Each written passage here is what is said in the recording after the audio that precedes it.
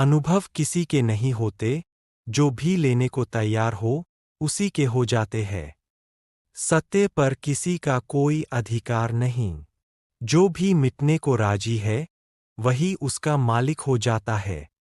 सत्य तो उसका है, जो भी उसे मांगने की तैयारी दिखलाता है, जो भी अपने हृदय के द्वार खोलता है और उसे पुकारता है।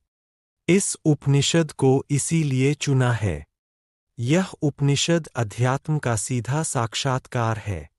सिद्धांत इसमें नहीं है, इसमें सिद्धों का अनुभव है। इसमें उस सब की कोई बातचीत नहीं है, जो कुतूहल से पैदा होती है, जिज्ञासा से पैदा होती है।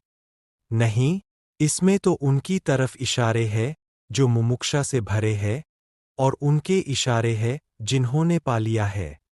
कुछ ऐसे लोग भी हैं कि जिन्होंने नहीं पाया, लेकिन फिर भी मार्गदर्शन देने का मजा नहीं छोड़ पाते। मार्गदर्शन में बड़ा मजा है। सारी दुनिया में अगर सबसे ज्यादा कोई चीज दी जाती है, तो वह मार्गदर्शन है। और सबसे कम अगर कोई चीज ली जाती है, तो वह भी मार्गदर्शन है। सभी देते हैं, लेता कोई भी नहीं है।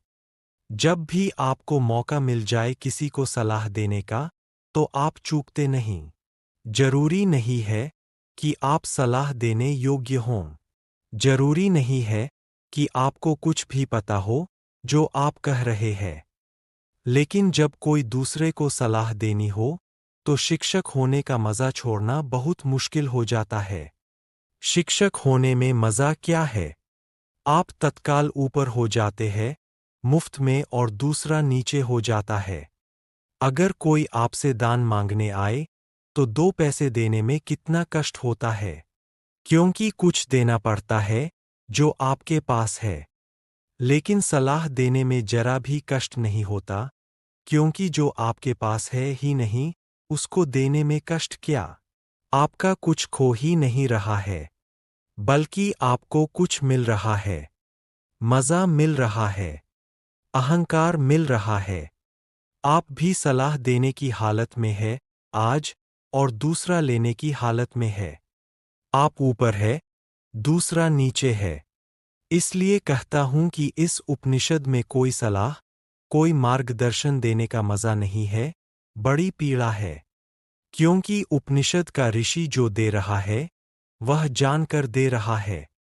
वह बांट रहा है, कुछ बहुत हार्दिक, बहुत आंतरिक। संक्षिप्त इशारे हैं, लेकिन गहरे हैं। बहुत थोड़ी सी चोटें हैं, लेकिन प्राणघातक है। और अगर राजी हों, तो तीर सीधा हृदय में चुभ जाएगा और जान लिए बिना न रहेगा। जान ही ले लेगा। इसलिए थोड़ा सावधान, थोड़ा सचेत, क्योंकि यह सौदा ही खतरनाक है। इसमें पागल हुए बिना कोई मार्ग ही नहीं है। इसमें अपने को मिटाए बिना पाने का कोई उपाय ही नहीं है। यहाँ तो खोने वाले ही बस पाने वाले बनते हैं। और इसीलिए इस उपनिषद को भी चुन लिया है। ऐसे तो सीधा ही आपसे कह सकता हूं, कोई कारण इस उपनिषद को चुनने का नहीं है भाना। क्योंकि तीर सीधा मारो, आदमी बच सकता है, उपनिषद की आड़ से थोड़ी सुविधा रहेगी। इसलिए चुन लिया है कि आपको ऐसा भी पता नहीं लगेगा कि मैं कोई सीधा ही आपको तीर मार रहा हूं। तो बचने का जरा उपाय कम हो जाता है। सभी शिकारी जानते हैं कि थोड़ी आड़ से शिकार ठीक होता है। यह उपनिषद सिर्फ आड़ है, और इससे कुछ लेना देना ज्यादा नहीं है। जो मैंने जाना है वही कहूंगा, लेकिन उसमें और उपनिषद में कोई अंतर नहीं है। क्योंकि इस उपनिषद के ऋषि ने जो कहा है, वह जानकर ही कहा है। यह उपनिषद अध्यात्म के सूक्ष्मतम रहस्यों का उद्घाटन है। लेकिन अगर मैं उपनिषद पर ही बात करता रहूं तो डर है कि बात बात ही रह जाए। इसलिए चर्चा तो पृष्ठभूमि होगी, इस चर्चा के साथ साथ प्रयोग। जो कहा है, जो इस ऋषि ने देखा है, या जो मैं कहता हूं मैंने देखा है, उस तरफ आपके चेहरे को मोड़ने की कोशिश, उस तरफ आपकी भी आंखें उठानी, उस तरफ आपकी भी आंखें उठाने का प्रयास वही मुख्य होगा। उपनिषद की बात तो सिर्फ हवा पैदा करने के लिए होगी कि आपके चारों तरफ वे तरंगे पैदा हो जाएं कि आप भूल जाएं 20वीं सदी को, पहुंच जाएं उस लोक में जहां यह ऋषि रहा होगा। मिट जाए यह जगत जो चारों तरफ बहुत बेरौनक और बहुत कुरूप हो गया है, और याद आ जाए उन दिनों की जब यह ऋषि जिंदा रहा होगा। एक हवा, एक वातावरण, बस उसके लिए उपनिषद। पर उतना काफी नहीं है, जरूरी है, काफी नहीं है। तो जो मैं कहता हूं, अगर आप उसको सुनकर ही रुक जाते हैं, तो मैं मानूंगा आपने सुना भी नहीं, क्योंकि सुनकर जो चलता नहीं है, मैं नहीं मान सकता कि उसने सुना है। अगर आप सोचते हैं कि सुनकर आपकी समझ में आ गया, इतनी जल्दी मत करना। सुनकर समझ में आता होता तो हम कभी के समझ गए होते। सुनकर ही समझ में आता होता तो इस दुनिया में समझदारों की कमी न होती, नासमझ खोजना मुश्किल हो जाता। मगर नासमझ ही नासमझ है।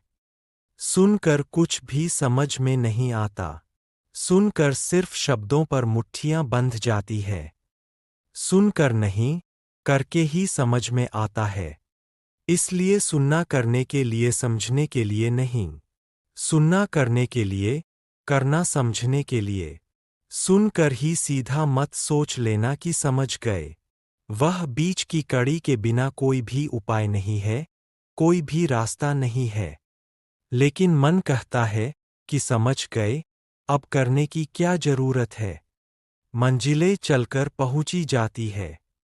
सब भी समझ लिया हो, यात्रापथ पूरा स्मृति में आ गया हो, पूरा नक्शा जेब में हो, फिर भी बिना चले कोई मंजिल तक कभी पहुंचता नहीं है। लेकिन सपना देखा जा सकता है।